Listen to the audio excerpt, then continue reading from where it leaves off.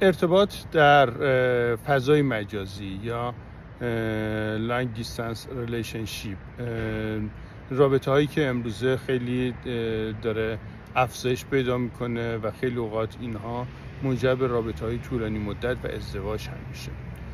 در مجموع ما نظرمون برای این روابط اینه که این روابط میتونن شروعش در فضای مجازی باشه یا یک رابطه لانگ دیستنس باشه، ولی ادامه دار بودن اون رابطه به صورت طولانی در فضای مجازی اصلا منطقی نیست.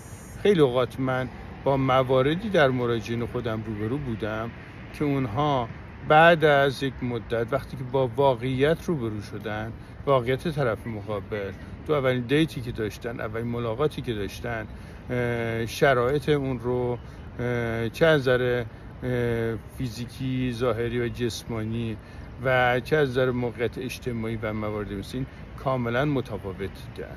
پس اگر شروع یک رابطه با یک رابطه در فضای مجازی هست، بهتره بعد از یک مدت کوتاهی حداقل در فضای غیر مجازی این ارتباطات برقرار بشه تا بتونید اون واقعیت ها به واقعیت های به حال شما نزدیکتر بشید. خیلی خوشحال خواهیم بود که پیج ما رو به دوستاتون معرفی میکنید و ما رو با لایک و در نهایت به اشتراک گذاشتن پست ها حمایت میکنید. موفق باشید.